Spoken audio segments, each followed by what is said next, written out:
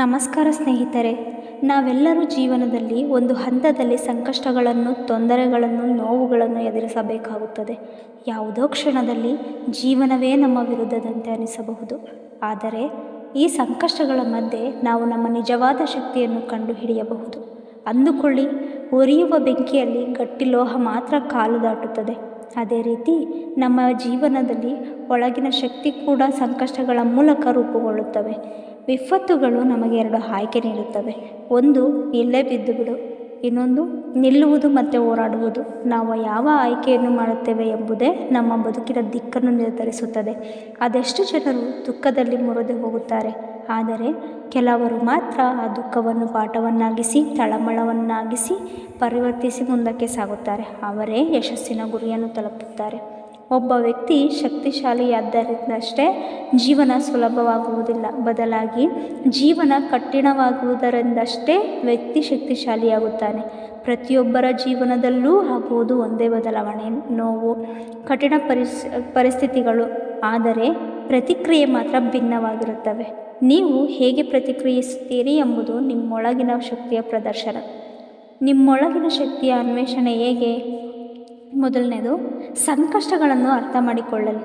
ನೀವು ಎದುರಿಸುತ್ತಿರುವ ಸಮಸ್ಯೆಯನ್ನು ಸ್ಪಷ್ಟವಾಗಿ ನೋಡಿ, ಅದು ನಿಮಗೆ ಏನು ಕಲಿಸುತ್ತದೆ ಎಂದು ಅರ್ಥ ಮಾಡಿಕೊಳ್ಳಿ. ನಂತರ ನಿಮ್ಮ ಭಾವನೆಗಳನ್ನು ಒಪ್ಪಿಕೊಳ್ಳಿ. ನೋವು, ನೊಂದುಕೊಳ್ಳುವುದು ಸಹಜ, ಆದರೆ ಅದರಲ್ಲಿ ಮುಳುಗುವುದಲ್ಲ, ಬದಲಾಗಿ ಅದನ್ನು ಶಕ್ತಿಯ ಮೂಲವನ್ನಾಗಿಸಿ ಪರಿವರ್ತಿಸಿ. ಆಮೇಲೆ ದಿನಚರ್ಯ ಶಿಸ್ತು ತರಿರಿ. ಪ್ರತಿದಿನವೂ ನಿಮ್ಮ ಉದ್ದೇಶವನ್ನು ನೆನೆಸಿಕೊಳ್ಳಿ. ಒಂದು ಸಮಯ, ಒಂದು ಗುರಿ, ಇದರತ್ತ ಯೋಚಿಸಿ. ನಂತರ ಪರಿಸ್ಥಿತಿಯನ್ನು ಬದಲಿಸಲು ಕ್ರಮ ಕೈಗೊಳ್ಳಿ. ಯಾವಾಗಲೂ ಬದಲಾಗಲು ಸಿದ್ಧರಿರಿ. ಪ್ರತಿಯೊಂದು ಕ್ರಮ ನಿಮ್ಮ ಹೆಜ್ಜೆಯನ್ನು ಹೆಚ್ಚಿಸುತ್ತದೆ. ಸ್ವಯಂ ಪ್ರೇರಣೆ ಬೇಕು. ಪ್ರೇರಣೆಗೆ ಇತರರನ್ನು ಕಾಯಬೇಡಿ. ನಿಮ್ಮೊಳಗಿರೋ ಧೈರ್ಯವೇ ನಿಮ್ಮ ಬಹುದೊಡ್ಡ ಮಿತ್ರ. ಸಾಧನೆಗಾಗಿ ಬೇಕಾದ ಶಕ್ತಿ ನಿಮ್ಮೊಳಗೆ ಇದೆ. ಗಂಡಾಂತರಗಳು ನಿಮ್ಮನ್ನು ಕಡಿಮೆಗೊಳಿಸಲು ಬಂದಿಲ್ಲ, ಬದಲಾಗಿ ನಿಮ್ಮನ್ನು ದಡ ಸೇರುವ ಬಲವಂತ ಮಾಡಲು ಬಂದವೆ. ನಾವು ಬಿದ್ದು ಹೋಗುವಾಗ ಏಳುವುದೆಂಬ ಧೈರ್ಯವಿದ್ದರೆ ಎಲ್ಲವೂ ಸಾಧ್ಯ. ತೊಂದರೆಗಳು ನಿಮ್ಮ ಶಕ್ತಿ ಪರೀಕ್ಷಿಸಲು ಬರುತ್ತವೆ. ನಿಮಗೆ ಸಾಧಿಸಬಹುದೇ ಎಂಬ ಪ್ರಶ್ನೆ ಕೇಳುತ್ತವೆ.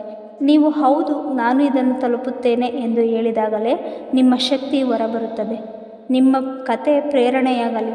ಈ ದಿನದಿಂದ ಮುಂದಾಗಿ ನೀವು ಎದುರಿಸುವ ಪ್ರತಿಯೊಂದು ಸಂಕಷ್ಟಕ್ಕೂ ಒಂದು ಚಾನ್ಸ್ ಆಗಿ ನೋಡಿ.